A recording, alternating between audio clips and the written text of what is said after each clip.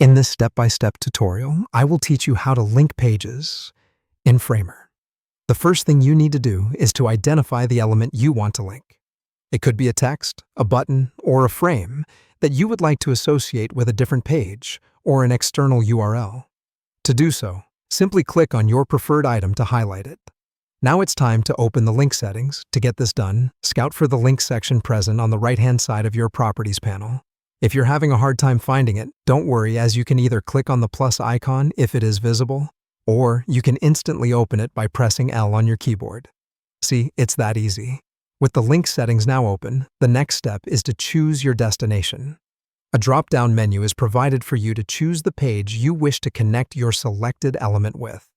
Underneath, you'll see a list of all the pages you've made in your project. If you're working with CMS items, you'd also see them listed there. Now, what about instances when you want to link to an external site?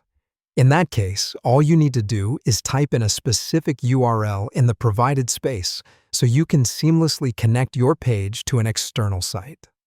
After you've chosen your destination, the next task is to configure how you want the link to behave. You can customize whether the link should open in a new tab or not. For internal links within your project, opening in a new tab is often not desired, as it can disrupt the user experience. If you're linking to another section on the same page, you might want to add something a bit more engaging. A scroll effect can make transitioning from one area to another smoother and more visually exciting. Lastly, saving the link. This might surprise you, but there's really nothing much here, because once you have set your link, it automatically gets applied. You're all good to go without ever needing to use the Save button. That's how simple and user-friendly linking pages in Framer is. So there you have it, a simple step-by-step tutorial on how to link pages in Framer, complete with all the information you need to make your next project better organized and more interconnected. Whether you're new to Framer or a seasoned pro, this feature is sure to improve your overall user experience.